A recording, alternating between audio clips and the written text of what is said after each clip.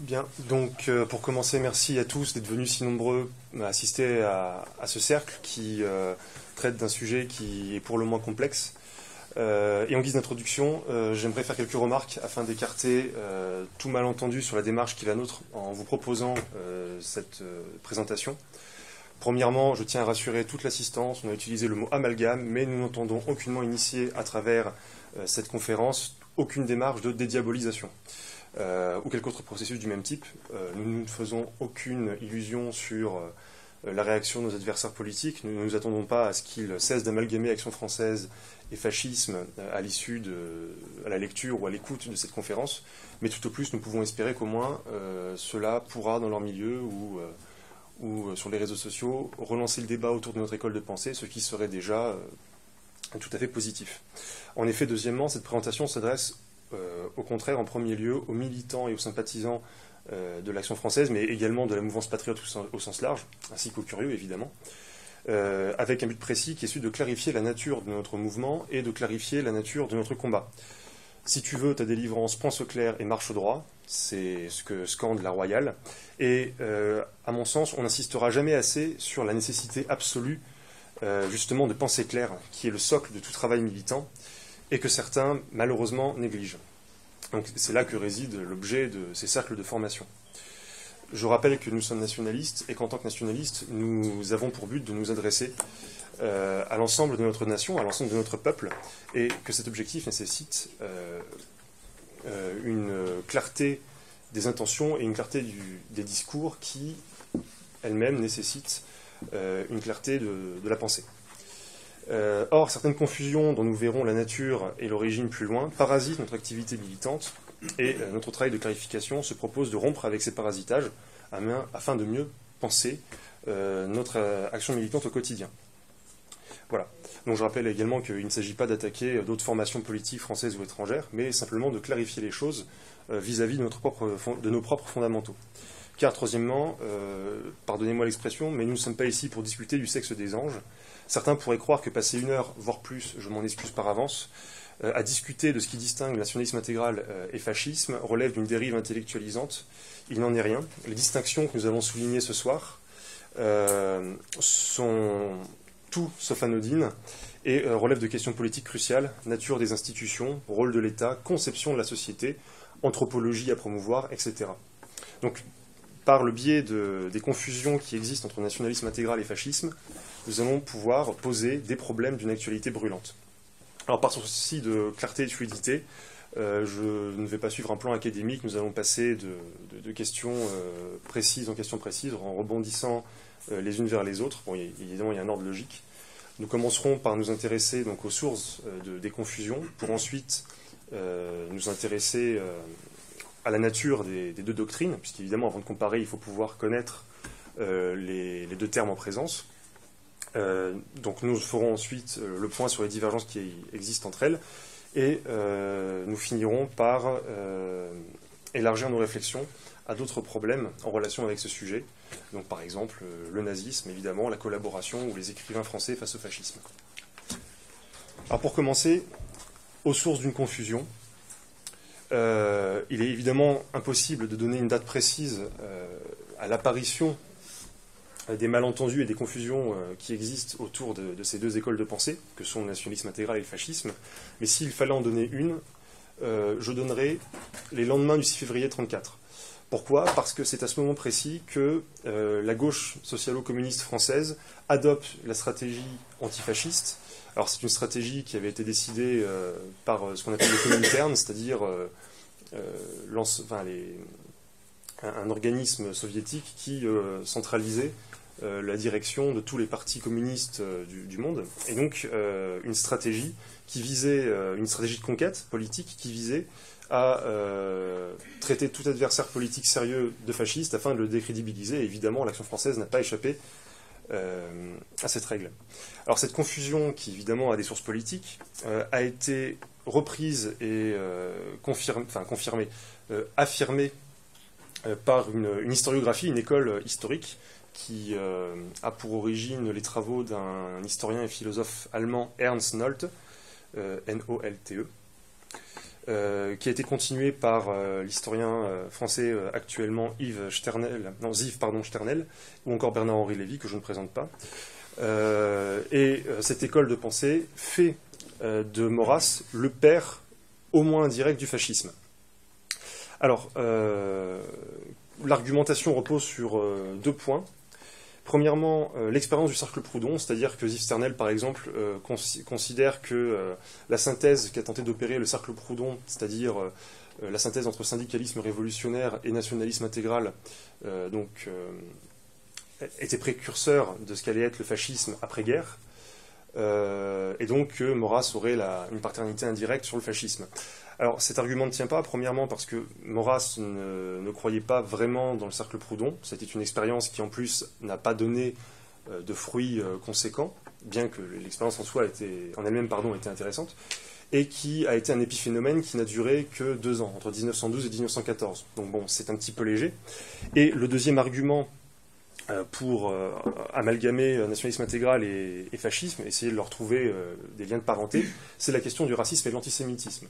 Alors là aussi, l'argumentaire, quelle que soit la nature du racisme et de l'antisémitisme de part et d'autre, l'argumentaire ne tient pas, puisque affirmer cela, c'est oublier que antisémitisme et racisme sont 2 marqueurs idéologiques qui sont présents de manière quasi universelle dans la pensée politique européenne et d'une manière générale mondiale pendant très longtemps, à gauche comme à droite. Je rappelle que Pierre-Joseph Proudhon, par exemple, a eu des mots assez durs contre le peuple juif, de même qu'à l'époque même où la gauche adoptait la stratégie antifasciste, Léon Blum, homme de gauche s'il en est, n'hésitait pas à reprendre l'argumentaire de Luc Ferry sur le droit des races supérieures à dominer les races inférieures.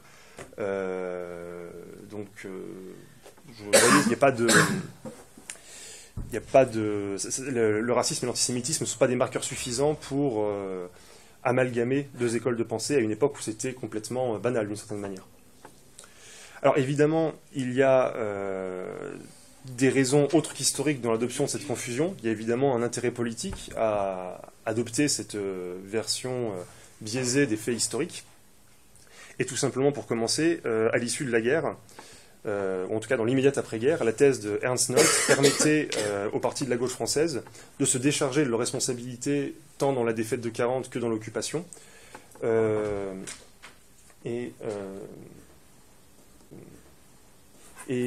Également, donc, pour les socialistes, de faire oublier que la plupart des collaborationnistes étaient issus de leur rang. Petit détail croustillant, Pierre Laval, qui était à l'origine en 1936 de la loi qui a dissous les ligues, dont la Ligue d'Action française, est devenu, sous l'occupation, l'un des collaborationnistes les plus fervents, alors qu'il venait justement de la gauche radicale. Donc vous voyez, c'est assez savoureux. Et elle permettait également aux communistes de faire oublier leur entrée tardive dans la résistance, à cause du pacte germano-soviétique, évidemment, qui n'a été rompu que par l'invasion de l'URSS par l'Allemagne en 1941. Quand bien même, alors, qu'à ce moment-là, beaucoup de royalistes étaient déjà engagés dans la résistance intérieure ou extérieure. Bref. Alors malheureusement, les sources de cette confusion ne sont pas uniquement externes. La confusion provient également de nos propres milieux, au sens très large du terme, évidemment. Dès les années 1930, certains intellectuels, soit dans l'orbite de l'Action française, voire même formés à l'école de l'Action française, ont connu ce qu'on a appelé plus tard la tentation fasciste, nous y reviendrons plus loin. Et après-guerre, l'amalgame qui a été entretenu par nos adversaires politiques a été comme intériorisé par une partie de la mouvance patriote, ce qui n'est pas le moindre des paradoxes. Alors ce phénomène, selon moi, suit une équation simpliste. Le système affiche son antifascisme, donc on se dit qu'être fasciste ou se revendiquer comme tel revient à être antisystème. Après tout, le fascisme est une idéologie patriotique, une idéologie d'ordre, anticommuniste, anticapitaliste, etc. Donc pour certains, c'est suffisant. Néanmoins, ce faisant, on agit précisément de la manière attendue par nos adversaires, compte tenu de l'image que cette confusion veut donner de notre combat, parasitant notre image auprès de l'opinion et nous enfermant dans notre marginalité, donc marginalité dans laquelle certains semblent se complaire. C'est ce que Arnaud de Robert appelle le ghetto faf. Voilà. Donc les sources des confusions entre fascisme et nationalisme intégral sont donc de 2 types. Elles participent d'une stratégie de nos adversaires visant à nous marginaliser aux yeux de l'opinion nationale, et son intégration aveugle et entretenue de l'intérieur par manque de discernement et de formation. Un retour sur les fondamentaux des deux idéologies semble donc nécessaire. Et à tout seigneur, tout honneur, je commencerai par le nationalisme intégral. Alors je vais essayer de rappeler vraiment l'essentiel en allant assez vite. L'Action française met à votre disposition tout le matériel nécessaire pour vous initier à ce qu'est le nationalisme intégral, évidemment. Alors, le nationalisme intégral est une doctrine politique et sociale contre-révolutionnaire qui est le fruit de la pensée de Charles Maurras, qui gagna l'Action française à cette doctrine donc, au début du XXe siècle. Donc l'Action française est fondée en 1898, et c'est en 1908 que paraît un texte intitulé « Le nationalisme intégral » dans le quotidien L'Action française, qui est une espèce de manifeste. Alors, ce nationalisme intégral condamne l'héritage de la Révolution, auquel il oppose une monarchie traditionnelle, héréditaire, antiparlementaire et décentralisée. Ce sont les quatre termes fondamentaux: traditionnel, héréditaire, antiparlementaire et décentralisé. L'instauration d'une monarchie de ce type, avec à sa tête un roi qui incarnerait la souveraineté et l'autorité de l'État, est, pour l'Action française, la condition sine qua non du redressement de la France. Cette doctrine se fonde sur, d'une part, l'empirisme organisateur, donc c'est-à-dire le fait de s'appuyer sur l'expérience historique et la raison pour en tirer des principes valables pour construire une politique dans le présent, et d'autre part, la politique naturelle, c'est-à-dire le fait de partir de la nature humaine pour penser la politique. Et il y a également la défense de la raison classique, donc la maîtrise des passions par la raison contre le romantisme prônant l'exaltation des passions individuelles. Alors ce dernier point semble très abstrait, mais vous allez voir que ça a une importance capitale pour comprendre les divergences entre fascisme et nationalisme intégral. Nous y reviendrons. Alors précisons que ce nationalisme maurassien est un nationalisme en tant qu'il part du principe, c'est le fameux postulat nationaliste, que la nation est la plus haute des réalités politiques, et qu'il est intégral, non pas dans le sens où il est exacerbé, extrémiste, extrême ou outrancier, mais en tant qu'il prétend répondre à toutes les problématiques posées par les nationalistes français d'hier et d'aujourd'hui, et qu'il cherche à les rassembler dans un même combat. Donc, on pourrait résumer le postulat du nationalisme intégral de la manière suivante. Donc, j'ai tiré la citation qui est assez fameuse donc, de Charles Maurras dans Mes idées politiques, publiée en 1937. La volonté de conserver notre patrie française, une fois posée comme postulat, tout s'enchaîne. Tout se déduit d'un mouvement inéluctable. La fantaisie, le choix lui-même n'y ont aucune part. Si vous avez résolu d'être patriote, vous serez obligatoirement royaliste. Mais si vous êtes conduit à la monarchie, vous n'êtes pas libre d'obliquer vers le libéralisme, vers le démocratisme ou leur succès d'année. La raison le veut, il faut la suivre et aller où elle conduit. Alors le nationalisme intégral est né avant la Grande Guerre, contrairement au fascisme, qui en est une conséquence directe. Qu'en est le fascisme? Le nationalisme intégral est une doctrine déjà arrivée à maturation quand le fascisme s'élabore par empirisme à partir de la formation socialiste de Benito Mussolini, qui est son initiateur, de l'aspiration des vétérans de la Grande Guerre et de la situation propre à l'Italie. Alors, ce qui nous amène à poser une nouvelle question: qu'est-ce que le fascisme à la fin?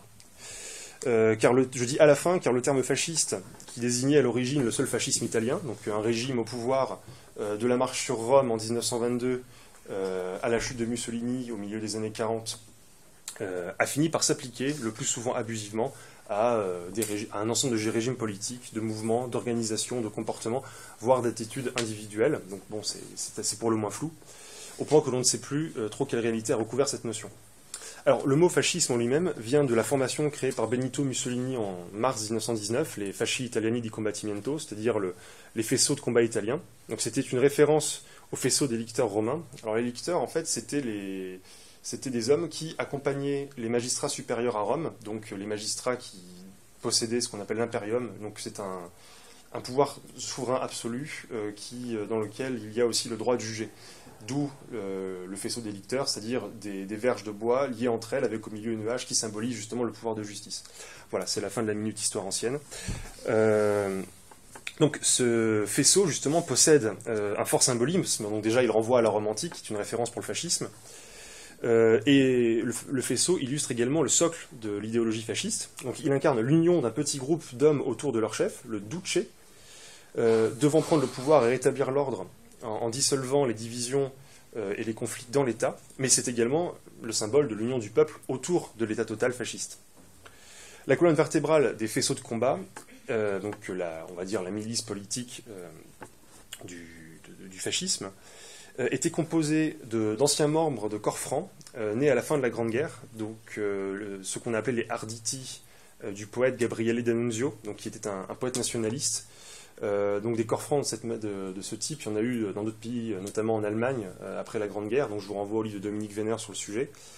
Et Gabriele D'Annunzio, alors c'est un épisode, je ne sais pas si vous le connaissez, c'est en fait un poète nationaliste qui a pris la tête justement de vétérans, d'anciens membres de troupes d'assaut, et qui, déçus par les traités à l'issue de la Première Guerre mondiale, qui avaient laissé la ville de Fiume, qui était composée à majorité d'Italiens, dans le territoire yougoslave, était allé prendre la ville et l'occuper quelques jours. Bon, ça n'a pas eu de suite, mais ce moment a été fondateur parce qu'il a créé ces corps francs, et ça a été aussi le début de l'utilisation donc des chemises noires qui vont être adoptées par le fascisme. Donc ces arditi deviennent les squadristi, donc les squadristes, c'est-à-dire la milice politique du PNF, Parti national fasciste, fondé en 1921. Alors il arrive au pouvoir, ce Parti national fasciste, à travers une situation de guerre civile avec les socialistes d'un côté, donc il y avait vraiment une menace de subversion communiste qui a rencontré finalement le dynamisme du fascisme en même temps, et devant un État social-démocrate absolument impuissant, si bien que c'est par un coup de force, enfin plutôt une démonstration de force, la fameuse marche sur Rome en 1922, le 28 octobre, qui a fait que le roi Victor Emmanuel III a appelé Mussolini pour diriger un nouveau gouvernement, une nouvelle coalition gouvernementale, et c'est le début de l'installation du fascisme. Alors je vais m'arrêter là pour tout ce qui est événementiel, je vais vraiment essayer de rester au niveau des idées. Et donc pour continuer, la spécificité du fascisme réside dans le fait qu'il se présente à la fois comme une réaction et comme une révolution. C'est exactement le même cas que le nazisme. Réaction donc nationaliste et autoritaire contre l'affaiblissement de l'État, le libéralisme, l'individualisme et la démocratie, et ainsi que contre le communisme évidemment, mais révolution pour aboutir à un État fort, un État total qui accoucherait d'un homme nouveau. Donc c'est vraiment l'originalité du fascisme qui se retrouve également dans le nazisme. Dans l'hymne du NSDAP, vous avez un couplet qui dit, qui fait référence aux camarades tués par le Front Rouge et la réaction. Donc vous voyez, c'est la même logique. Ils combattent ils sont réactionnaires en tant qu'ils combattent les communistes, mais ils sont révolutionnaires en tant qu'ils combattent aussi ce qu'ils appellent la réaction. D'ailleurs, Mussolini ne sort pas vraiment du cadre intellectuel de la démocratie, puisqu'il définissait le fascisme, je cite, comme une démocratie organisée, concentrée, autoritaire, reposant sur une base nationale. Donc il garde en effet la notion de parti. C'est-à-dire que il ne voulait pas supprimer les partis, mais imposer le sien à la tête de l'État. Ce qui, nous le verrons plus loin, est l'une des différences majeures avec la pensée d'Action française. Alors un regard superficiel sur ce qu'est le fascisme fait apparaître des points de convergence avec la doctrine d'AF, donc lutte contre la social-démocratie, contre l'individualisme, le libéralisme, la recherche d'un État fort, le patriotisme, l'anticommunisme. Mais une fois qu'on sort du regard superficiel et qu'on se lance dans un examen approfondi, en creusant à peine évidemment, on fait apparaître des divergences fondamentales. Et avant de procéder à cet examen, il me semble primordial de poser la question que le père du nationalisme intégral, Charles Maurras, a portée sur le fascisme. Il s'est en effet exprimé sur le sujet à plusieurs reprises et avec une lecture constante et sans ambiguïté. Alors, partons d'un exemple concret.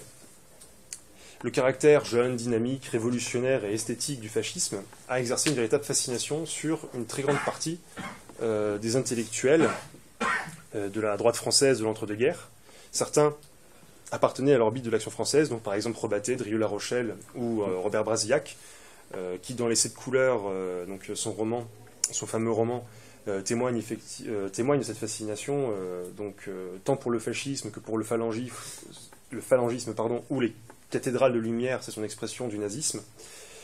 On retrouve cette fascination dans une revue qui s'appelle Je suis partout, qui regroupe justement des écrivains comme Rebatté ou Brasillac.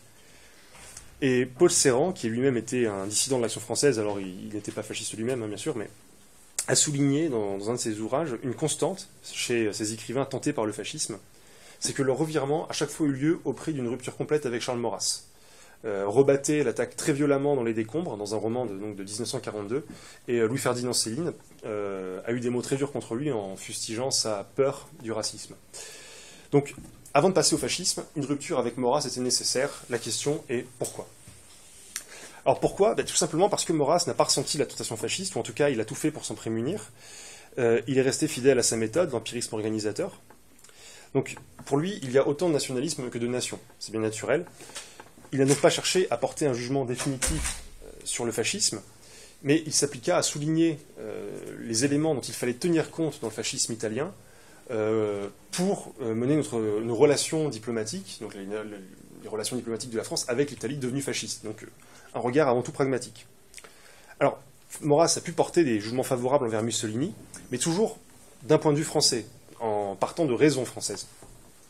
Par exemple, il faut se souvenir que Mussolini, qui à l'origine était socialiste, avait rompu avec la social-démocratie italienne, qui était pacifiste et pro-allemande pendant la Première Guerre mondiale, pour militer en faveur de l'entrée de l'Italie aux côtés de la Triple Entente, donc de la France et de ses alliés. Ce qui, d'un point de vue nationaliste français, était un revirement appréciable, et d'autant plus que l'arrivée au pouvoir de ce personnage en dernière instance laissait espérer le développement d'une entente entre nos deux pays, qui était rapprochée par une communauté d'intérêts géopolitiques, mais également par une communauté culturelle. Je rappelle que Maurras aimait à rappeler, à dire « je suis romain », donc il y avait toujours cet arrière-plan culturel qui comptait pour lui. Donc cela explique pourquoi Maurras a continuellement plaidé pour une alliance avec l'Italie, même fasciste, puisqu'il craignait que, par la haine idéologique du fascisme, la République du Front populaire ne finisse par isoler Mussolini, le poussant dans les bras de l'Allemagne nazie, dans une alliance contre nature. Et l'histoire lui donna raison. Cette alliance, pourtant, n'avait rien de fatal. Il faut se souvenir que Mussolini avait fait échec à la première tentative d'Adolf Hitler d'annexer l'Autriche en 1936 en massant ses troupes sur le Brenner. Donc Maurras, il condamnait le principe d'aventure que portait en lui le fascisme, notamment les aventures coloniales avec l'épisode de l'Éthiopie, par exemple, l'Abyssinie. Maurras condamnait également la politique des sanctions contre l'Italie, car pour lui, les excès politiques que le fascisme portait en lui auraient pu être corrigés si la France avait refait sa puissance et avait pu peser dans le jeu international.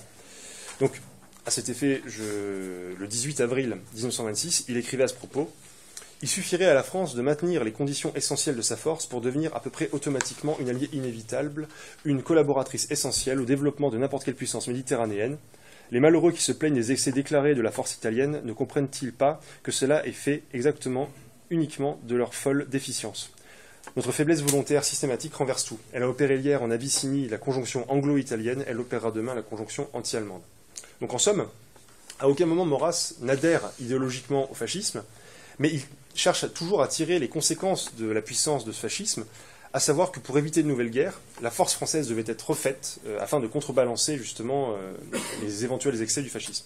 Toujours en 1926, à la suite d'un voyage en Italie, il déclare, je cite, « En Italie, j'ai regardé tant que j'ai pu, avec défiance, avec soin, sans doute avec passion, mais c'est à la mise en garde que je me suis appliqué avant tout. Il est si facile de se tromper en voyant ce que l'on veut voir. » Donc, Maurras se méfiait des préjugés, tant ceux qui menaient certains à isoler l'Italie fasciste au nom de principes abstraits, que ceux qui vouent un véritable culte à Mussolini. Il y en avait malheureusement, c'était comme tout ce qui était excessif, c'est malheureux. 2 ans plus tard, d'ailleurs, il écrivait, je cite, « La vérité toute simple et toute crue est que Mussolini est extrêmement admiré en France. On l'estime pour sa vigueur, on l'admire pour la clarté et le réalisme de sa pensée. Ah, si nous avions son pareil. C'est de la naïve idée courante. Ceux qui la formulent et qui la propagent innocemment ne se rendent pas compte qu'une action d'ordre et de progrès comme celle du fascisme suppose une base solide et stable que la monarchie seule fournit et qu'un certain degré d'aristocratie, ou si on veut d'antidémocratie, doit encore la soutenir. » Donc en effet, Mussolini, il est arrivé au pouvoir appelé par le roi en place.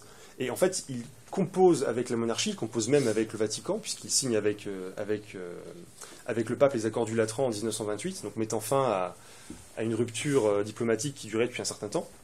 En fait, il s'est appuyé avec pragmatisme, sur la légitimité de la monarchie et de l'Église. Donc en fait, les premières années du régime fasciste laissaient espérer, donc selon l'expression de Pierre de Bray, que le duce accepterait d'être un grand commis de la monarchie, comme Richelieu l'a été pour la monarchie de Louis XIII. Toutefois, l'hostilité des démocraties le conduira à pousser la logique de l'idéologie fasciste jusqu'au bout, c'est-à-dire au totalitarisme. Maurras avait prévu que cette panse puisse être prise par le régime, donc c'est ce que nous venons de voir, et il s'était élevé en 1932 contre la déclaration de Mussolini selon laquelle, je cite, « En dehors de l'État, rien de ce qui est humain ou spirituel n'a une valeur quelconque ». Pour Maurras, il s'agissait d'une véritable folie. Donc, je cite Maurras de nouveau. Même en confondant État et nation, État et société, il y a dans la vie des personnes humaines quelque chose qui y échappe en soi. Quelque grande part que l'État, ainsi compris, puisse prendre à l'engendrer, à la défendre ou à la soutenir, cette valeur existe en fait. Il est aussi vain de prétendre qu'elle n'est rien que d'y sacrifier tout le reste. Donc, plus loin, il est très important de fortifier l'État. Mais cela dit, on ne le fortifie bien qu'en le concentrant et en laissant les groupes sociaux intermédiaires faire des besognes qu'il ferait trop mal quant à lui. C'est pourquoi nous ne sommes pas étatistes, quelque imputation calomnieuse que l'on se soit permis à notre égard. Donc, dans cette objection, on retrouve la philosophie thomiste qui est très présente dans le nationalisme intégral. C'est-à-dire que tout bien humain qui se prend pour une fin se transforme en son contraire. Dans le fascisme, le bien qui se prend pour l'unique nécessaire, c'est la restauration de l'État, non compensée par la défense des libertés. Or, sans liberté, les bienfaits réels apportés par le fascisme à l'Italie finiraient par se transformer en un chaos pire que celui dont elle avait été tirée par lui. Donc l'autorité n'est pas une fin en soi. Ce qui lui donne sens, c'est pourquoi elle est utilisée. Elle peut être utilisée pour restaurer un ordre traditionnel, c'est ce que veut faire l'Action française, ou au contraire pour accélérer une subversion. Donc c'est ce que l'on retrouve dans les régimes communistes, qui étaient qui étaient autant autoritaires, si ce n'est plus, que le fascisme, ou encore dans le nazisme. Cette objection de Maurras pose une autre question. Le régime de Mussolini se présente comme un régime autoritaire, donc un régime d'ordre, ce qui le rapproche aux yeux de certains des aspirations du nationalisme intégral. Cependant, ces penchants totalitaires ne l'ont-ils pas empêché d'être un réel facteur d'ordre? C'est par ce problème que nous allons débuter l'étude des divergences entre les deux doctrines. Donc, le fascisme est un régime d'ordre, mais est-ce une source d'ordre véritable? En 1929, donc un écrivain démocrate chrétien, Gaston Rabot, écrivait dans un texte intitulé « La philosophie du fascisme », je cite, « Les Français s'imaginent aisément que la politique mussolinienne ressemble à celle de M. Maurras. Elle nous paraît en différer absolument. C'est qu'en effet, il s'agit d'une, je cite, politique avant tout empiriste, d'un empirisme total, et non pas de cet empirisme qui généralise des lois. » Donc tenez ça en tête, la différence entre l'empirisme organisateur de Maurras, qui en fait est le fait de tirer des leçons de l'histoire pour en tirer des lois à partir desquelles on pense la politique, et l'empirisme qui tend vers l'improvisation, qui est celui du fascisme. Donc, qu'est-ce à dire que cette distinction? Autre citation, issue du siècle de 1914 de Dominique Vénère, qui remarquait, je cite, « Depuis la Révolution française, depuis l'irruption des idées et des mythes dans la sphère politique, depuis que se sont cristallisées des passions idéologiques, le contenu de la politique s'est trouvé durablement transformé. Durant la même période, l'effondrement de la croyance religieuse, la fin de l'attente d'un autre monde avait laissé vacant un grand besoin de croire et d'espérer qui s'est réfugié avec une ardeur fanatique dans les mythes politiques radicaux. Or, le fascisme se caractérise par la mobilisation de très nombreux mythes politiques. Cela peut s'expliquer en partie par le fait qu'il a été porté par une génération d'anciens combattants qui voulaient que la guerre et ce sacrifice n'aient pas été vains mais débouchent sur un monde nouveau, débarrassé des scléroses du passé. Et en fait, pour les fascistes, c'est cette génération qui avait vécu la guerre, qui avait vécu cette guerre comme une expérience régénératrice, qui devait mener cette révolution, justement. Et l'accouchement du monde et de l'homme nouveau supposait le retour de vertus aristocratiques. C'était l'originalité foncière du fascisme, être à la fois un mouvement plébéien mu par des valeurs aristocratiques. Donc la révolution était considérée comme un instrument de régénération morale, régénération que les fascistes croyaient pouvoir être confiée à l'action pédagogique d'un parti ou d'un État porteur d'une religion séculière. Ainsi, malgré le classicisme de façade, donc notamment à travers la mobilisation de l'esthétique romaine, antique, le fascisme est un romantisme politique. C'est-à-dire que la révolution, l'État, le parti, tout cela a un objectif de réforme morale, et donc finalement en dehors de la politique. Je me permets d'ouvrir une parenthèse pour souligner quelque chose d'important, mais qui n'est pas assez rappelé selon moi. Ce point de rupture entre une vision romantique de la politique et une version, je dirais, classique de la politique existait chez les nationalistes français avant la naissance du fascisme. La meilleure illustration de cette divergence, ce sont les lettres échangées entre Maurras et Barrès à l'occasion de l'enquête sur la monarchie. Barrès, c'est un romantique, c'est l'homme de la terre et des morts, c'est celui qui est venu au nationalisme par l'introspection, par les sentiments, et qui donne le primat à la réforme morale sur la réforme politique. Maurras, au contraire, c'est l'homme de l'empirisme organisateur qui donne le primat à la question de la réforme des institutions sur la réforme morale, qui ne saurait advenir que dans le cadre d'institutions bienfaisantes. Donc là, on voit, Maurras, si vous voulez, c'est l'héritage platonicien et aristotélicien. Les institutions font de bons citoyens, d'une certaine manière. Et donc Maurras rejette le romantisme, qui pour lui n'est qu'une suite littéraire, philosophique et morale de la Révolution. Et donc cette opposition cruciale sépare le nationalisme intégral donc du nationalisme républicain à la Barrès, du bonapartisme, du césarisme, et donc également du fascisme. Donc soulignons en outre que le fascisme a été plus indépendant de Mussolini que le national-socialisme ne le fut d'Adolf Hitler. Nous y reviendrons. En fait, Mussolini a été pris par justement cet élan romantique de sa propre idéologie. Tout au long de son règne, si j'ose m'exprimer ainsi, il a cherché à soumettre son parti à l'État et non l'inverse. Alors que le fascisme, en fait, cherche à imposer le parti au reste de la société. Mais c'est qu'en fait, il a rencontré la contradiction entre les nécessités de la pratique du pouvoir et finalement le romantisme politique des hiérarques de son parti qui, du fait du mythe de la révolution permanente qui existe dans le fascisme, poussait toujours à un renouvellement de la radicalité. Donc en fait, à de nombreuses reprises, il a dû composer avec ses membres radicaux de son parti, ce qui a créé de l'instabilité. Et cette instabilité, elle vient de la conception fasciste de la politique qui, je cite, implique son primat sur tous les aspects de la vie individuelle et collective à travers la résorption du privé dans le public en vue d'une refondation de la société. C'est la fonction assignée à l'État total, lui aussi conçu mythiquement comme instrument de la révolution permanente. Il est entendu en effet que le but à atteindre, l'homme nouveau de l'avenir, est un idéal quasi inaccessible, toujours à reprendre, à réveiller, impliquant un combat incessant contre toutes les résistances et les pesanteurs de l'ancienne société et du vieil homme enchaîné à son matérialisme. Donc là, je viens de citer Dominique Venner. Il en découle que le fascisme possède son mythe de la révolution permanente, au même titre que le communisme et le nazisme, et donc il tend vers la création d'un homme nouveau, dont la nature n'est jamais arrêtée, toujours renouvelable, toujours repensable, et se retrouve prisonnier d'une dynamique qui le pousse finalement vers un mieux indéfini, un renouvellement constant, comme je l'ai dit, de sa radicalité.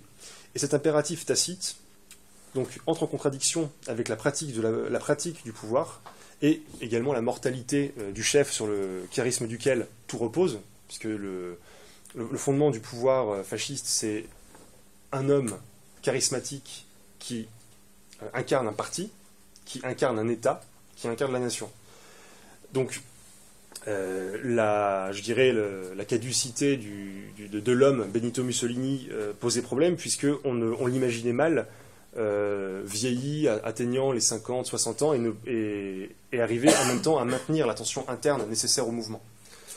Donc cette croyance fut l'une des fatales illusions de cette idéologie, puisqu'elle explique la destitution finale de Mussolini par les hiérarques de son propre parti. Voilà, c'était après le débarquement des Alliés en Sicile, en 1943, c'est le parti fasciste qui destitue Mussolini. Donc voilà, ça envoie les conséquences du romantisme politique. Alors ces éléments relativisent donc l'idée que le fascisme crée un ordre, au sens où l'entend le nationalisme intégral. Pierre Debré résume ainsi la situation, je cite, « L'ordre fasciste n'est pas fondé sur l'harmonie naturelle des groupes humains, mais sur un encadrement totalitaire qui impose à la nation la discipline tout extérieure de l'organisation industrielle telle que le conçoit le système Taylor. » Donc finalement, l'application de concepts de l'économie industrielle à la société. Le fascisme, du fait de sa dimension révolutionnaire, volontariste et romantique, constitue, au même titre que toutes les idéologies modernes, les idéologies du progrès donc, une fuite en avant vers un mieux indéfini.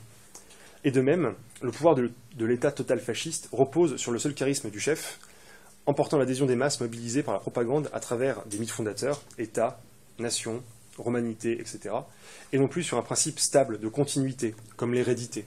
Donc vous voyez où je veux en venir, c'est ce que nous prenons à l'Action française. La pérennité donc, du régime fasciste a plus tenu à sa capacité à encadrer les masses qu'à un principe de continuité, de pérennité qu'il aurait ancré dans la durée, et qui aurait appartenu à son bagage idéologique. Donc, un régime autoritaire ne suffit pas à instaurer un ordre véritable. Ce que Maurras avait déjà souligné à propos du césarisme et du patriotisme républicain. Finalement, le patriotisme républicain, c'est vouloir une république musclée. Hein, c'est une république avec un fort exécutif. On retrouve ça dans le bonapartisme, mais également dans le gaullisme, par exemple. Et à l'époque, dans le boulangisme. Et donc, dans Enquête sur la monarchie, en 1901, il avait écrit, je cite, « Allons tout droit à l'essentiel. Je suppose le dictateur, un honnête homme, un Déroulède. » Déroulède, alors, je ne sais pas si... pour expliquer rapidement, c'était le fondateur de la Ligue des Patriotes qui, à la fin du XIXe siècle, avait tenté un putsch contre la République. Je ne sais plus exactement la date, mais donc qui incarnait finalement un patriotisme social républicain mais autoritaire. Voilà. Donc je reprends. Un Déroulède, donc. Ce dictateur vient d'être plébiscité. Quelle sera sa politique? S'il songe à sa réélection, il est intéressé à devenir le serviteur des passions populaires et des erreurs du nombre. Mais s'il n'y songe pas, il s'expose à être remplacé par quelques flagorneurs de ses erreurs et de ses passions, maîtresses ordinaires du peuple souverain. S'il y songe, il perd le pays. S'il n'y songe pas, il perd le pouvoir et des compétiteurs indignes se chargeront de consommer, après son départ, cette perte de la patrie. Son patriotisme doit donc l'acculer à faire un coup d'État. Ne le fait-il point? Il manque à ses devoirs envers la patrie, mais le fait-il? Il fait en même temps la preuve que la violence et l'éclat révolutionnaire sont dans la logique absolue du régime plébiscitaire. Donc la première différence essentielle entre fascisme et nationalisme intégral est donc la suivante. Le fascisme est un romantisme, il est donc révolutionnaire, et tend à tomber dans les mêmes écueils que toutes les autres doctrines révolutionnaires, que ce soit des doctrines de gauche ou de droite. Ces différences philosophiques aboutissent à des conceptions divergentes de l'action politique, des conceptions différentes de la société, de la nation et de l'État. Alors, des modes d'action politique différentes. Pour commencer, petit rappel, donc, Maurras a commencé à penser au nationalisme intégral après la crise boulangiste, c'est-à-dire un énième épisode d'émergence d'un homme providentiel comme l'histoire de France en a connu un certain nombre. Donc un général qui monte en politique, qui rassemble tous les mécontents de la Troisième République, du régime républicain derrière lui, et qui, en 1889, aurait pu arriver au pouvoir. Il a fini par se débiner, ça s'est fini de manière assez piteuse. Il a fini par se suicider sur la tombe de ses maîtresses, enfin peu importe. Donc après cet échec, qui en fait venait du fait qu'il n'y avait pas de projet politique arrêté, il n'y avait pas de doctrine, c'était vraiment, finalement, si on peut utiliser cette expression, c'était un faisceau de mécontentement qui s'était regroupé, et ça n'aboutit sur rien. Donc, il en était arrivé à la conclusion suivante: il n'y a aucune possibilité de restauration de la chose publique sans doctrine. Les moyens proposés par l'Action française répondent donc au principe du politique d'abord. La doctrine y prime sur l'action.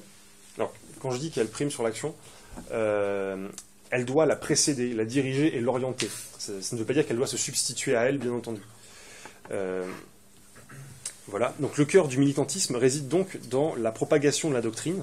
Le royalisme d'Action française s'appuie donc sur une doctrine, un militantisme radical cherchant à préparer l'opinion au changement nécessaire, contrairement au fascisme qui repose donc sur un parti, comme je l'ai dit, un chef, et un militantisme paramilitaire. Vous comparez les camelots du roi aux chemises noires, il n'y a pas photo. C'est pas du tout la même manière de militer.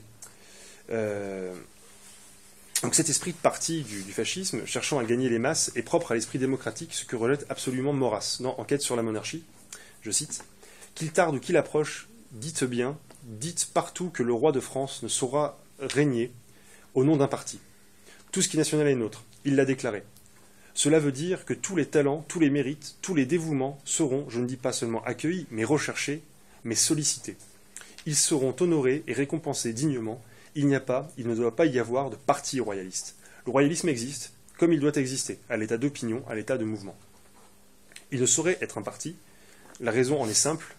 Le roi de France ne peut être le roi d'un parti. Il est l'ennemi des factions. Donc, j'en renvoie au cercle de la semaine dernière sur la querelle des Armagnacs et des Bourguignons. Ça avait été la conclusion de ce cercle. Il est l'ennemi des factions. Et je termine. Il les déteste toutes comme autant d'obstacles à l'unité de la patrie. Alors, de plus, au-delà de la manière de concevoir l'action militante, l'action politique, il y a une divergence fondamentale entre deux conceptions de l'État. La conception maurassienne, d'une part, ne repose pas sur la mobilisation des masses, contrairement au fascisme. Maurras souhaite le retour d'un État fort, mais vous savez, un État fort, c'est très vague. Des gens qui veulent un État fort, ça peut aller de John Maynard Keynes à Adolf Hitler. Donc vous voyez, ça ne veut pas dire grand-chose. Donc il faut savoir ce que l'on entend par État fort. C'est en fait un État qui est efficace dans les domaines régaliens, c'est-à-dire ces domaines naturels. Et donc Maurras ne cède pas à l'étatisme, il n'adhère pas à la conception totalitaire de l'État. Je cite, « Quand l'État devient tout, l'État n'est plus rien ». Là réside une différence fondamentale avec la statolatrie mussolinienne qui affirme, je cite, donc dans un discours à la Chambre des députés en mai 1927, « Tout dans l'État, rien contre l'État, rien en dehors de l'État ». Le fascisme est héritier de la Révolution française dans cette mesure, parce que, par son statisme, par son jacobinisme, et le ministre de la Justice de Mussolini, Alfredo Rocco, était allé encore plus loin, au bout de la logique jacobine, en affirmant que tous les droits individuels sont des concessions de l'État faites dans l'intérêt de la société. Donc on est vraiment, c'est vraiment la doctrine jacobine pure. Alors, dans le fascisme, l'État totalitaire est un outil d'un volontarisme, le point de départ d'une création politique. Pour Maurras, c'est tout l'inverse. L'État n'est pas antérieur à la société, l'État ne produit pas la société, il est l'outil de la société, il est l'outil d'un peuple, il est l'outil d'une nation, qui lui permet donc de vivre, de se défendre, de se perpétuer dans l'histoire. Et donc, puisque c'est un outil, il ne se substitue pas à la chose qu'il doit servir. Il est donc décentralisé. Je cite, dans un passage de Mes idées politiques, « L'État et la société sont choses distinctes. La société commence à la famille, sa première unité. Elle se continue dans la commune, l'association professionnelle et confessionnelle, la variété infinie des groupes, corps, compagnies et communautés, faute de quoi toute vie humaine dépérirait. L'État n'est qu'un organe indispensable et primordial de la société. L'État, quel qu'il soit, est le fonctionnaire de la société. » Détail intéressant, un juriste nazi, Ernst Rudolf Huber, avait établi une classification des divers types d'États dans un ouvrage de 1934, et, à raison, il place l'État maurassien dans la catégorie des États non fascistes. D'un autre côté, la définition fasciste de la nation, à savoir, donc je cite un passage de la Charte du travail qui date de 1927, un organisme doué d'une existence, de buts, de moyens, d'actions supérieures en puissance et en durée à ceux des individus isolés ou groupés qui la composent. Donc, définition fasciste de la nation. On pourrait penser qu'elle est assez similaire à ce qu'on pourrait retrouver dans le nationalisme intégral. Cependant, toujours dans cette même logique, pour le fascisme, la nation se réalise dans l'État. Pour le nationalisme intégral, la nation se sert de l'État, elle s'abrite derrière lui pour se développer. C'est l'une des raisons pour laquelle beaucoup des intellectuels qu'on a appelés les non-conformistes de l'entre-deux-guerres, par exemple Thierry Monnier, qui était formé à l'école d'action française et qui, en général, était fédéraliste, ne sont pas tombés dans le fascisme. C'est parce que pour eux, cette idée que la nation était le produit des institutions était absolument impensable. Et Maurras, d'ailleurs, apporte une dimension nouvelle à ce que signifie défendre la nation.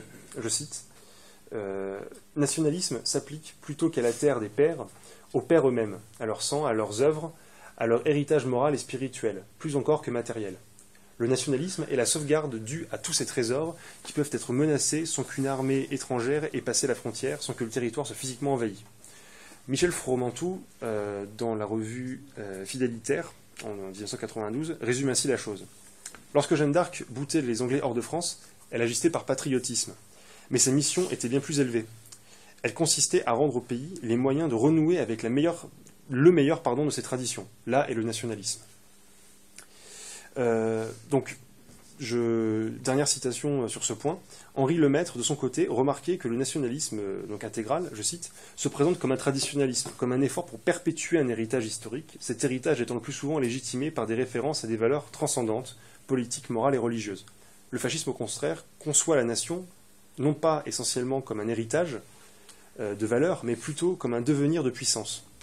L'histoire n'est plus alors, comme dans le nationalisme, considérée comme une fidélité, mais comme une création continue qui mérite de tout renverser sur son passage, de ce qui peut lui résister, et comme une action délibérée du devenir humain. Donc vous voyez, cette notion, cette différence entre un rapport à la nation qui est un rapport d'héritage et de transmission, et un rapport constructiviste finalement, du coup, dans le camp du fascisme, qui en fait est lié à la volonté de puissance finalement.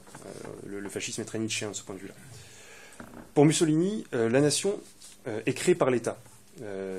C'est exactement la thèse de l'historiographie jacobine. Enfin, vous prenez n'importe quel livre d'histoire contemporaine qui vous parlera de la Révolution, et il y a de fortes chances que on vous explique que la nation française naît avec la Révolution. Ce qui est aberrant, mais c'est l'idée. Comme le soulignait Pierre Debray, Marcel Déat est le seul à avoir compris que le fascisme français sera jacobin ou ne sera pas, ce qui explique que les plus lucides des écrivains politiques fascistes de l'occupation vers de la gauche plutôt que de la droite. Alors Marcel Déat, c'était un ancien communiste qui a rompu donc avec le PCF et qui a fondé le Parti populaire français, qui était d'inspiration fasciste. Voilà. Donc vous voyez, ce lien, la parenté entre fascisme et jacobinisme est beaucoup plus évidente qu'entre nationalisme intégral et fascisme. D'ailleurs, dernière nuance sur la question du nationalisme, si le fascisme se présente comme nationaliste, il ne faut pas oublier que le recours à des sentiments patriotiques, voire nationalistes, a pu être utilisé par d'autres régimes qui ne l'étaient pas du tout à l'origine, par exemple l'URSS de Staline, qui était en difficulté dans les années 41-42 à cause de l'invasion allemande, et qui saura remuer le sentiment patriotique russe. La Seconde Guerre mondiale s'appelle la Grande Guerre patriotique en Russie, à cause de cette raison-là. Et tout comme la Révolution a su remuer le sentiment patriotique en France lors des guerres de la Révolution.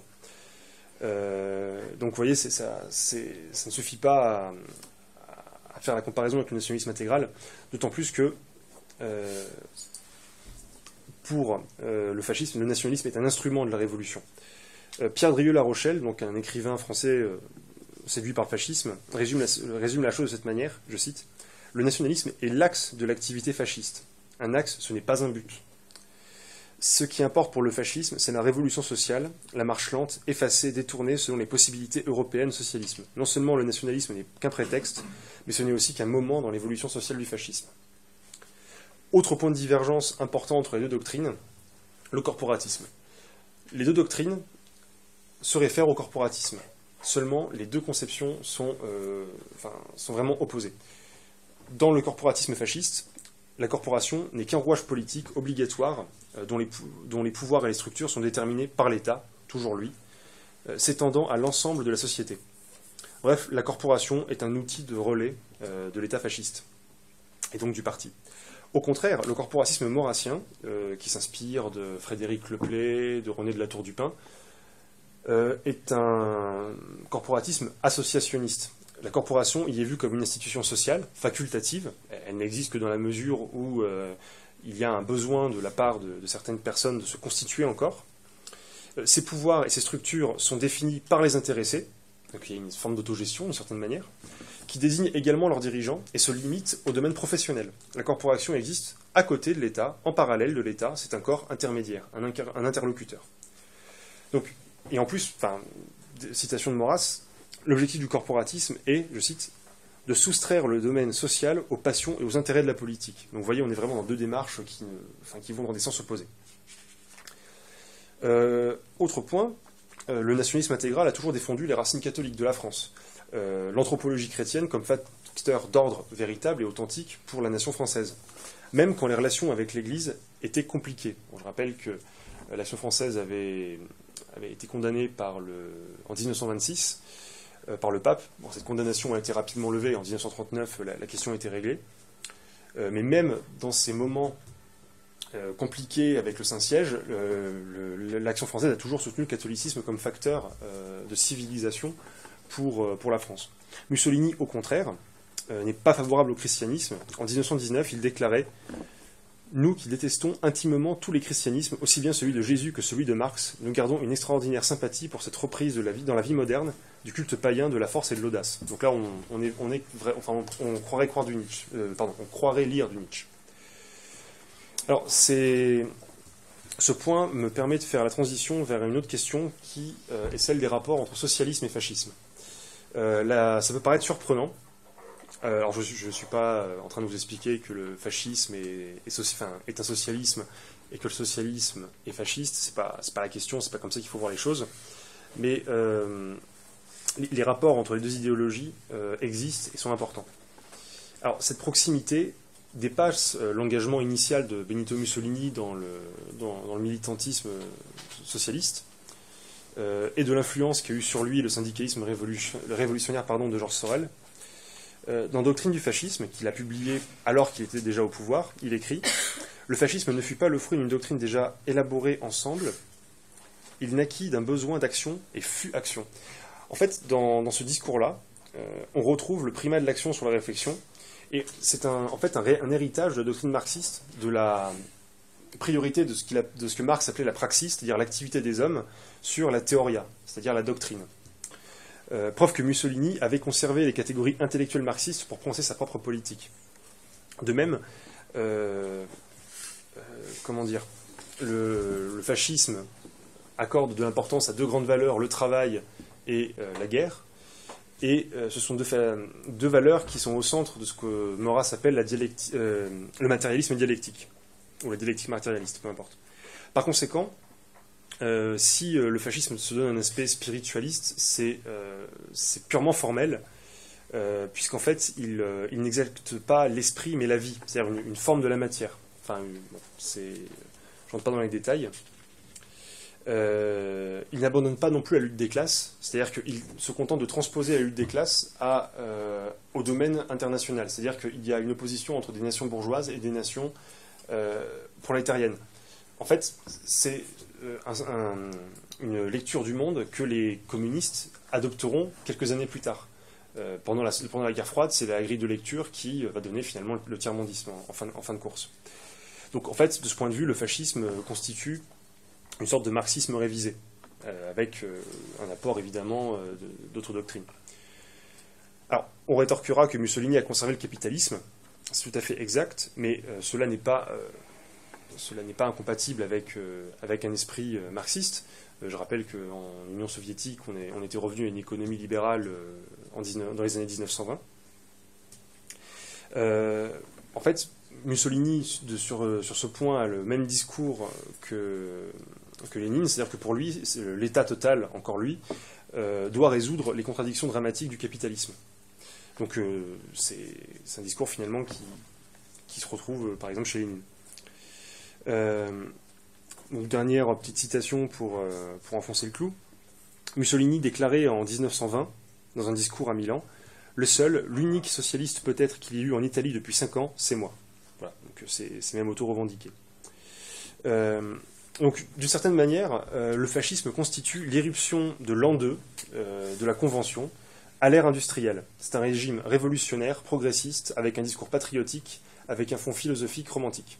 Cette transposition a d'ailleurs eu lieu tardivement dans le léninisme, qui a fini par adopter cette réforme-là, évidemment avec d'autres termes. Donc également, autre chose qu'il faut souligner, ce qui est une divergence avec le nationalisme intégral également, le fascisme est impérialiste. Donc impérialiste dans les faits, dans sa politique étrangère, mais également d'une manière idéologique, ce qui fait que c'est autre chose qui nous sépare qui sépare l'action française du fascisme. Et alors, avant de finir sur cette question, je rappelle entre parenthèses donc, que Mussolini, Oswald Mosley, donc un fasciste anglais, Adolf Hitler, que je ne présente pas non plus, Jacques Doriot et Marcel Déat, donc des gens qui se sont ralliés au fascisme en France, venaient tous, ou sont tous passés par ce qu'on appellerait aujourd'hui la gauche. C'était tous des marxistes à l'origine. Alors Hitler et Mosley n'étaient pas marxistes, mais ils sont passés par des partis, donc les travaillistes en Angleterre pour Mosley, et le parti national-socialiste s'appelait à l'origine le NSDAP, c'est-à-dire le Parti national-socialiste des travailleurs allemands. Voilà. Donc les liens de parenté, les filiations ne sont pas forcément là où on imagine dans le discours officiel. Donc nous pouvons dès lors constater, après cet examen, que les confusions entre nationalisme intégral et fascisme n'ont pas lieu d'être. Organisation de la société, anthropologie, place de l'État, philosophie politique, tout sépare les deux doctrines. Ces divergences sont capitales et ne se limitent pas à des considérations esthétiques. Les problèmes soulevés lors de notre exposé en posent d'autres. Qu'en est-il du nazisme? Quelle est la lecture maurassienne du nazisme? La position de Maurras vis-à-vis de la collaboration, puisque le ralliement au fascisme s'est aussi fait dans ce contexte-là de l'occupation. Et voilà, qu'en penser vis-à-vis de notre doctrine. Alors, je vais essayer d'être le plus rapide possible, bon, ça fait pas encore 1 heure, mais je ne vais pas traîner, sur le nazisme. Nazisme et fascisme sont-ils comparables? D'un point de vue esthétique, c'est évident, mais certains historiens des idées ont tendance à répondre par la négative. Le nazisme est encore autre chose que le fascisme italien. C'est finalement une idéologie qui s'en inspire et qui en poursuit la logique plus avant. C'est pas une forme extrême non plus de fascisme italien, mais une idéologie et une vision du monde nouvelle basée sur le racisme comme facteur explicatif de l'histoire. Néanmoins, dans le cas du nazisme, la distance avec la doctrine d'AF est bien supérieure encore à ce qu'elle est pour le fascisme. L'État nazi n'est ni l'État total italien, ni la monarchie décentralisée. C'est une négation de l'État. Alors Hannah Arendt avait expliqué la chose. En fait, il y a un État, des institutions en Allemagne nazie, effectivement, mais le véritable État, il est parallèle, c'est une espèce de nébuleuse. Hannah Arendt parle d'un oignon avec plusieurs couches successives, et finalement, au milieu de tout ça, un homme, donc Adolf Hitler, qui, par l'opération de la propagande et de l'exaltation des masses, tient l'ensemble, et tout part de lui, et tout lui revient. C'est ce qu'on appelle le Führerstaat, c'est-à-dire un État dans lequel tout repose sur le Führer, donc, sans institution stable pour le contenir. En d'autres termes, rien à voir avec la monarchie héréditaire, dans laquelle la fonction royale prime sur l'individu qui l'incarne et qui coexiste avec des institutions. Dominique Wenner parlait de l'État national-socialiste en affirmant que tout y est soumis à l'arbitraire d'un état de guerre permanent. Donc il ne s'agit pas plus d'un État qui instaure un ordre, pas plus que le fascisme donc, mais d'un autre type de désordre établi, finalement comme celui que nous connaissons aujourd'hui. Autre différence avec le nationalisme intégral, il y a la recherche dans le nazisme de l'appui des masses, ce qu'il n'y a pas dans le nationalisme intégral. On oublie trop souvent l'aspect plébéien du nazisme et l'importance des masses dans son système. Dans Mein Kampf, Hitler affirmait « Aucune grande idée, si sacrée et si élevée qu'elle paraisse, ne peut se réaliser sans la force puissante des masses populaires. » Cependant, la nature de l'État nazi, reposant sur le seul charisme du chef, a fait que le nazisme n'a eu qu'une empreinte superficielle sur le peuple allemand. Il y a eu une dénazification à l'issue de la guerre, mais finalement, elle a été assez superflue, puisque une fois que l'espèce de nébuleuse qui avait été instaurée a implosé, on s'est rendu compte que le peuple allemand n'avait pas été imprégné à fond de l'idéologie nationale-socialiste. C'est vraiment que tout tenait par le dynamisme et le charisme d'un homme.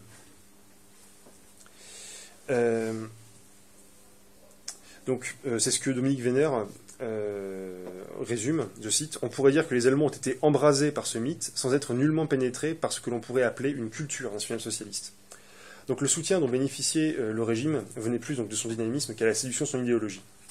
Donc évidemment, on retrouve dans le nazisme également un certain romantisme que l'on retrouve dans la prose de son penseur. Seule une tempête de passion brûlante peut changer le destin des peuples, mais seul peut provoquer la passion celui qui la porte en lui-même. Donc là, pareil, quelque chose de très nietzschéen. Donc rappelons enfin, alors je le fais par acquis de conscience, mais je pense que je vous apprends rien. Le nazisme est fondamentalement anti-français. La France est pour Hitler l'ennemi mortel, l'ennemi impitoyable du peuple allemand. L'AF de son côté, et Maurras en premier lieu, a d'une façon générale alerté l'opinion sur la menace que représentait l'Allemagne nazie pour la France, dès avant l'arrivée d'Hitler au pouvoir. C'est-à-dire que vous avez des textes de Léon Daudet, par exemple, qui mettent en garde l'opinion française, mais en 1934, à l'époque où... non, pas 34, en 1933, c'est-à-dire avant même que Hitler ait été appelé au pouvoir.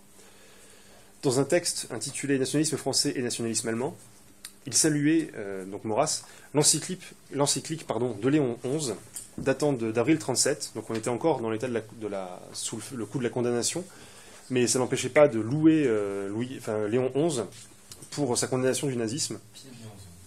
Pie XI.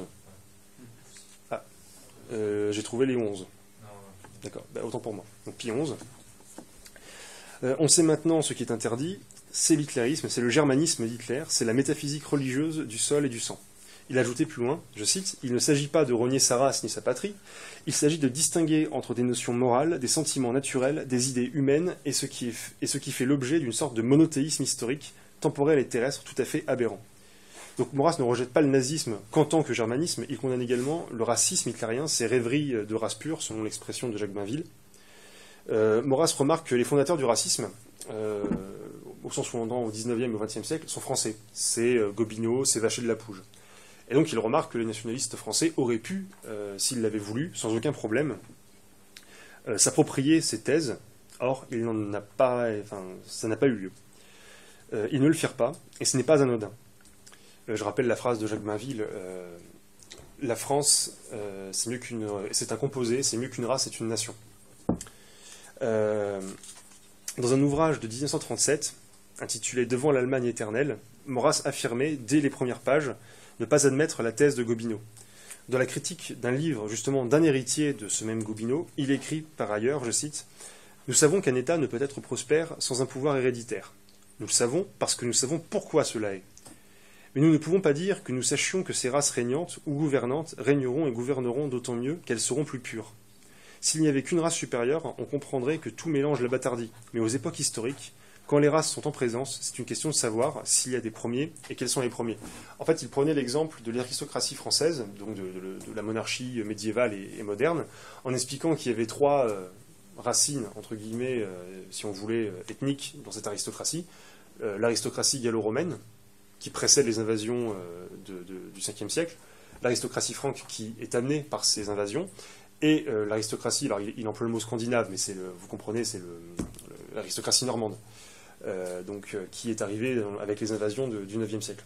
Et il a expliqué que le fait qu'il y ait plusieurs ethnies dans cette aristocratie n'a absolument pas empêché cette même aristocratie d'avoir un rôle politique important et efficace. Voilà. Donc il va de soi dans ces conditions que, en rejetant le nazisme de cette manière, Maurras fut entièrement hostile à la collaboration.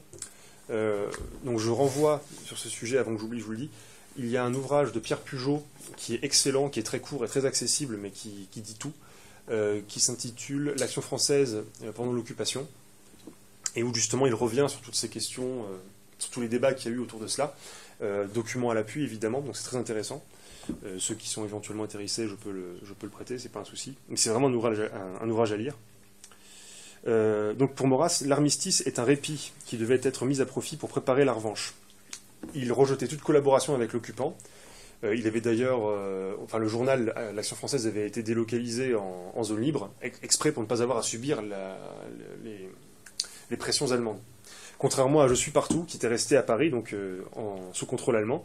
Et Maurras avait écrit, il avait même reçu dans les premiers temps des membres de Je suis partout, en leur déconseillant fortement de relancer la revue dans ces conditions. Bon, ça, ils ne l'ont pas écouté. Donc Maurras, dans l'Action française, dénonce l'Allemagne, toujours. Pierre Laval, les collaborationnistes. D'ailleurs, les collaborationnistes qui n'hésiteront pas à demander et à faire pression, demander au maréchal Pétain et à faire pression pour que l'Action française soit interdite. Action française qui titrera pendant toute la période le slogan de La France seule, donc qui résume la position de l'AF pendant cette période-là. On s'occupe d'abord du relèvement de la France. Le procès qui a eu lieu à l'issue de la guerre, pendant la période de l'épuration, où Maurras a été condamné pour intelligence avec l'ennemi. C'est vraiment un comble, évidemment.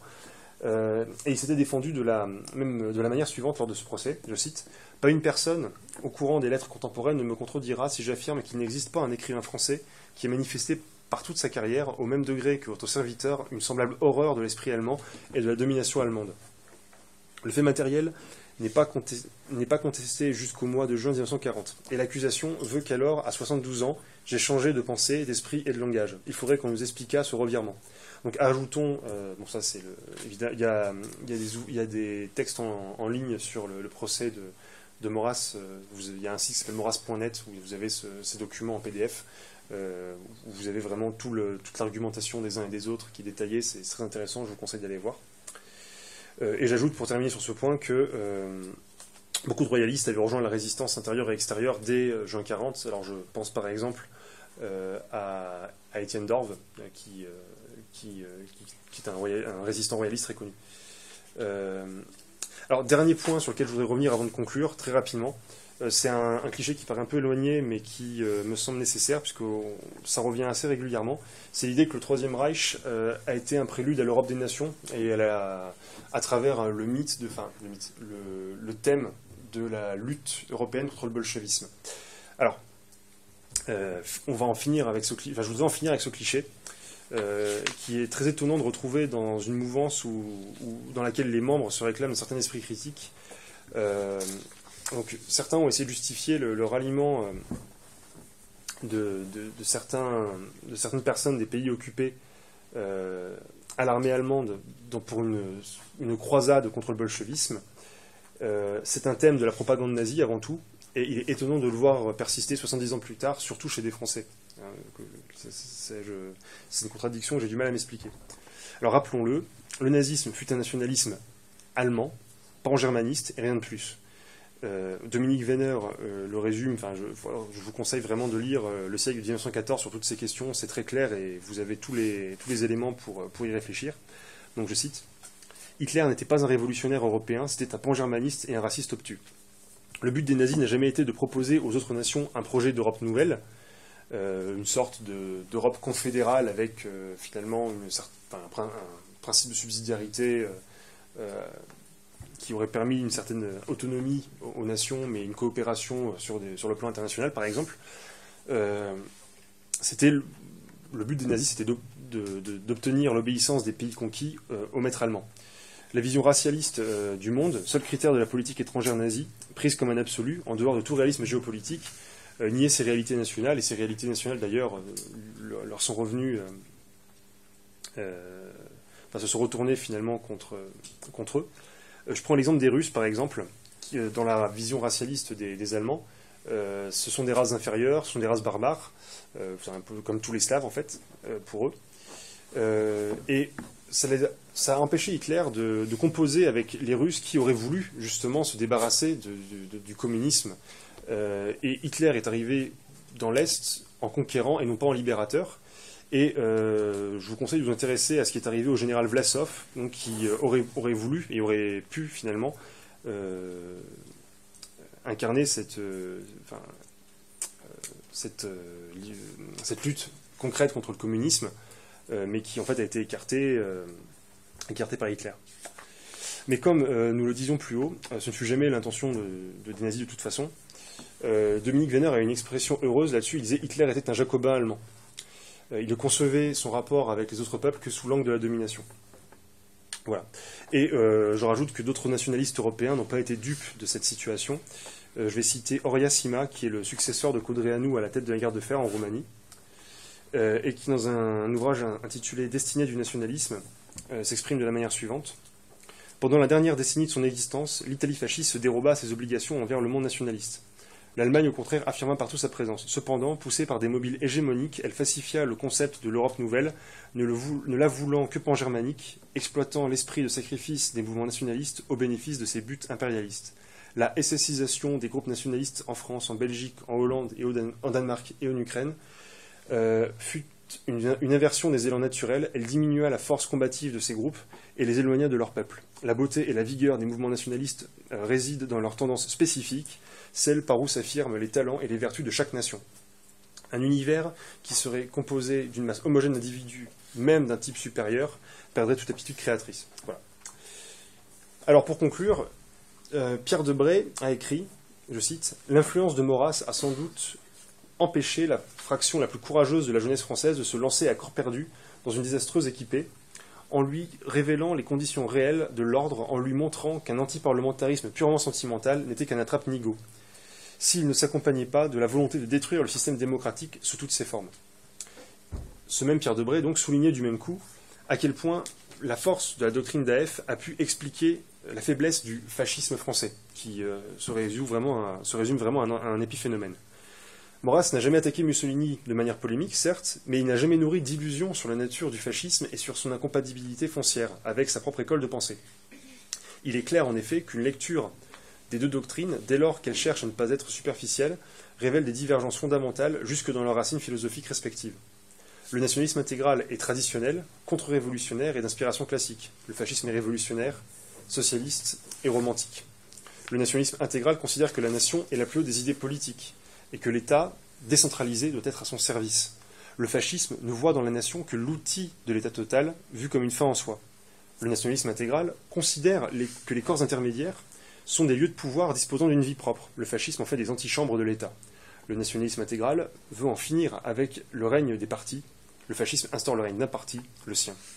Le nationalisme intégral défend l'anthropologie chrétienne. Le fascisme cherche à créer un homme nouveau. Il est donc malhonnête d'amalgamer nationalisme intégral et fascisme. Les confusions entretenues pour des raisons politiques sur cette question nécessitaient, malgré tout, certains éclaircissements, permettant dans le même temps de mieux appréhender les fondements de la doctrine d'Action française. Parmi ces fondements, celui qui constitue, selon moi, le socle primordial de notre combat apparaît plus clairement avec cette comparaison. La doctrine maurassienne ne cherche pas à fonder un monde nouveau, pas plus que la création d'un homme nouveau. Il ne se met pas au service d'une religion civile, non plus qu'elle ne subordonne la nation à son projet politique. Au contraire, elle est dans une démarche de service envers cette nation, et l'Action française se donne comme unique objectif le bien commun national, but pour lequel il veut voir mobiliser tous les outils politiques, État, autorité, unité nationale, militantisme, pour la fondation d'un ordre pérenne, incarné par le principe dynastique et le principe de subsidiarité.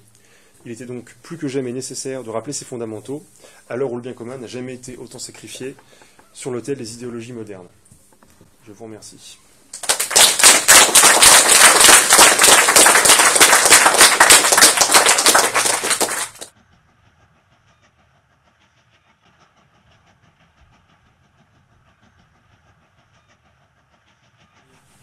Alors, je voulais au départ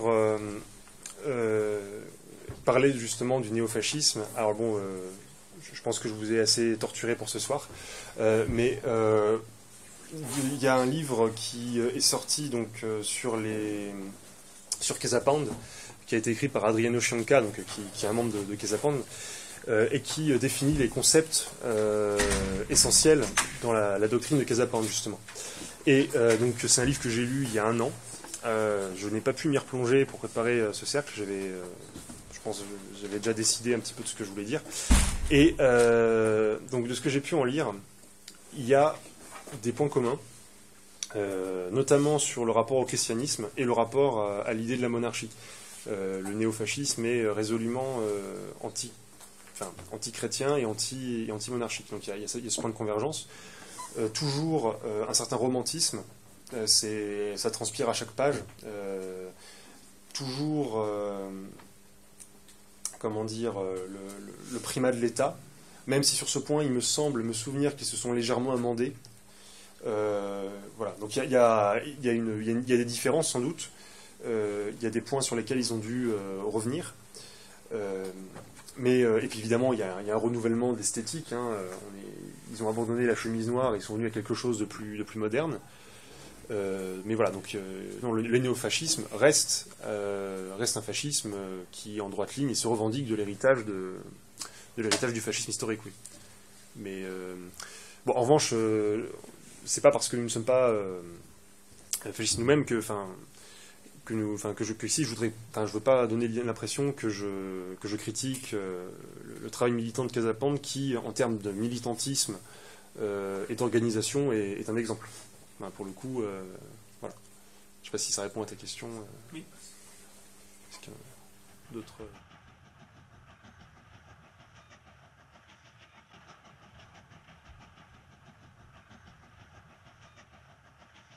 C'est... Fasciste romantique, c'est un pléonasme. Après, donc des gens qui se disent fascistes romantiques, est-ce que tu vois un petit peu ce qu'ils entendent par là? Une esthétique, un côté un peu penseur, un peu au-dessus de la masse. Alors oui, alors ça c'est... alors première chose, le côté esthétique, il n'y a pas besoin d'être fasciste pour être réceptif à l'esthétique de tel ou tel régime ou tel mouvement. Je veux dire, ça c'est une question personnelle. C'est pas... enfin voilà, c'est pas très signifiant. Après, sur le côté justement penseur au-dessus de la masse, là c'est étonnant parce que justement le fascisme donne le primat à l'action. Donc ils ont pas, enfin, je suis pas sûr qu'ils aient bien compris le. Après le romantisme, c'est pas parce que l'idéologie fasciste est romantique que le mouvement fasciste était composé comment dire, comment on imagine les auteurs romantiques du 19e. Hein. C'est un fond philosophique. C'est un rapport au monde et à la politique. Donc après, voilà, enfin, là par exemple, le fait que tu soulignes, alors c'est un petit peu ce dont je parlais en introduction, c'est vraiment le fait de se revendiquer fasciste, mais comme une posture. Et sans vouloir faire de jeu de mots lourds, de la posture à l'imposture, il n'y a qu'un pas. Voilà. Donc vraiment, je ne comprends pas cette manie de se revendiquer de cela. Voilà. Je vois pas.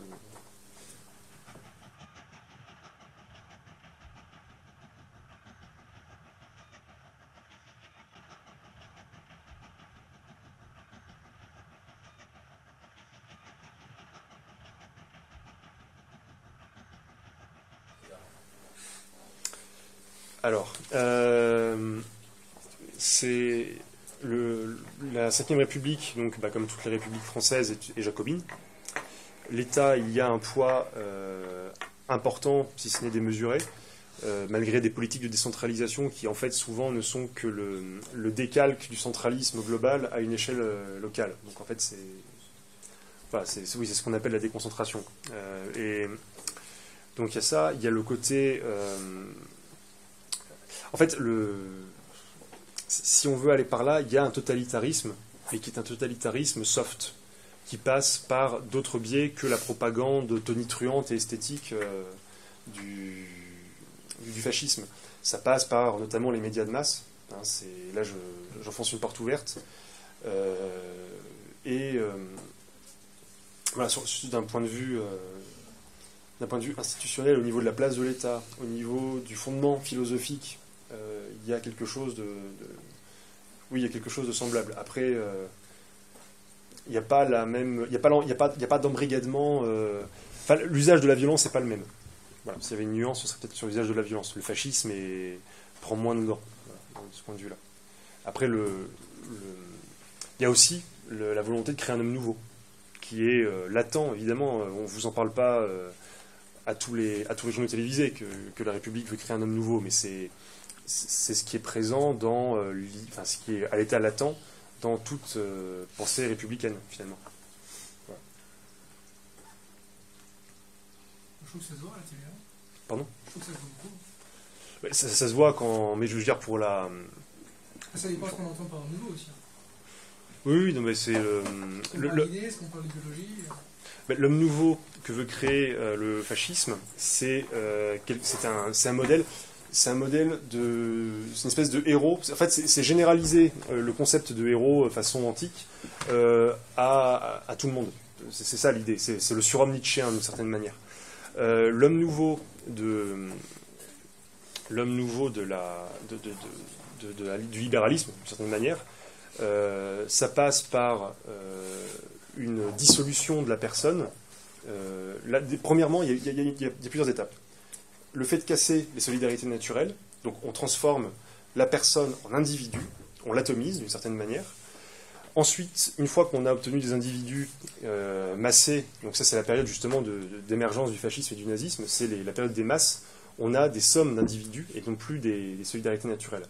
Donc là on a une première étape. Deuxième étape, après mai 68, grosso modo, dans les années 70, c'est ce dont on commence à connaître l'aboutissement aujourd'hui, c'est le transhumanisme, c'est l'idéologie du genre, c'est l'éclatement de la personne, c'est-à-dire la déconstruction de l'identité, mais identité nationale, identité sexuelle, identité spirituelle, qui aboutit à un homme qui ne serait qu'un estomac relié à un sexe.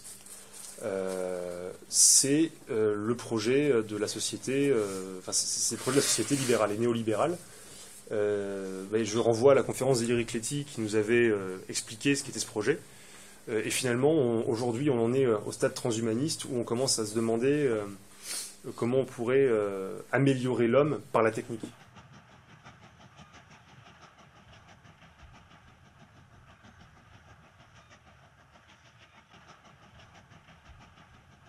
Oui, également, ça rentre. Ça rentre. En fait. Oui, ça rentre. Oui, effectivement, ça m'était sorti de la tête. Mais oui, effectivement, oui, ça passe par là. La déconstruction c'est la déconstruction de l'identité, ça passe aussi évidemment par cela. Ouais. Parce que finalement, pour revenir à ce que disait, moi je considère que la République actuellement est fasciste dans le sens, d'un point de vue historique, dans le sens où Adolf Hitler prenait une race supérieure pan-germanique, en fait, et là, à contrario, on a tout un ensemble de gouvernements qui prône tout simplement un homme nouveau qui sera constitué de tous les peuples européens qui ont été métissés sur plusieurs générations, et ainsi de suite, jusqu'à aboutir à quelque chose de... Oui, mais en fait, l'arien de la République, c'est le métis. Voilà. Mais effectivement, et il y a une très bonne vidéo qui est sortie, donc une vidéo de l'Alliance Royale, sur justement le racisme et la République, où justement cette vidéo établit un argumentaire qui montre que antiracisme et racisme participent d'une même vision raciale du monde en fait. Donc l'apologie du métissage, et derrière l'apologie du métissage, il y a aussi une vision raciale, tout comme derrière finalement un discours qui serait ultra raciste comme dans le national-socialisme. Et déjà le national-socialisme hitlérien et alors le fascisme l'est moins, mais déjà dans le national-socialisme hitlérien, par l'eugénisme, on a cette volonté de transformer l'homme par la technique. Et c'est ce qu'on retrouve aujourd'hui, d'une certaine manière. Aujourd'hui, les capacités de la science permettraient d'établir les sélections qu'aurait voulu mettre en place le régime nazi, sans doute.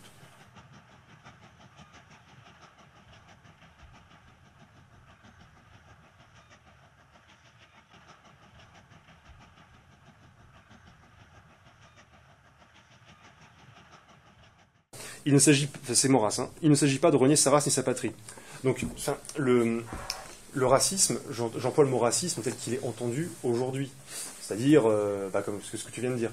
Mais évidemment, il ne s'agit pas de reprendre à notre compte le discours antiraciste. Mais c'est justement l'adversaire qui donne cette définition du racisme et qui nous l'attribue parce que nous voulons défendre ce que nous sommes. Mais je ne pense pas que nous affirmer raciste changera quelque chose, puisque c'est exactement la case dans laquelle on nous range. Justement, donc au lieu d'utiliser par exemple même dans tes conférences le terme raciste... Mais parce qu'il y a un racisme historique, une idéologie raciste, qui vient de Vacher de la Pouge, qui vient de Gobineau, et qui a été utilisée par... Enfin ça j'y peux rien. C'est les idées, c'est l'histoire des idées. C'est l'histoire des idées. Oui, mais bon, après... Mais qu'effectivement, il y ait aujourd'hui... On peut parler de racialisme, en fait, parce qu'après... honnêtement, j'ai jamais trouvé le point d'achoppement qui permettrait de faire une nuance à ce niveau-là. Mais je pense qu'ici... C'est sémantique et politique, en fait. Quand tu regardes la définition du racisme d'un point de vue politique... Ouais, mais j'ai jamais trouvé de définition qui collait, en fait. La définition de... La définition de racisme, effectivement, il y en a plein. Ça dépend dans quel pays tu te poses, ça dépend de si tu parles à une politique, si tu parles à un PBA, bon, effectivement. Mais, quoi qu'il en soit, elles amènent toutes à la même chose, quoi. Elles amènent à dire aux Blancs, tu n'as pas le droit, tu te tais, en fait. Parce que si tu parles, c'est que t'es un nazi. Si tu dis quelque chose, c'est que t'es un salaud. Que ça soit du racisme... Non, mais ça, oui, tout à fait. Enfin, il y a... Effectivement. Mais je veux dire, ça, on est obligé de composer avec le réel et avec ce qu'on a. Enfin, Donc, mais l'utilisation du terme racisme, ici, c'est d'un point de vue uniquement... c'est du point de vue unique de l'histoire des idées. Mais c'est quand même...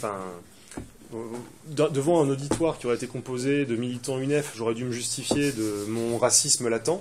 Mais ici, j'ai l'impression que par moment, je suis obligé de me justifier, de ne pas tomber dans le discours sur le racisme qu'auraient nos adversaires. Donc c'est toujours cette même tension-là que je trouve un petit peu contre-productive.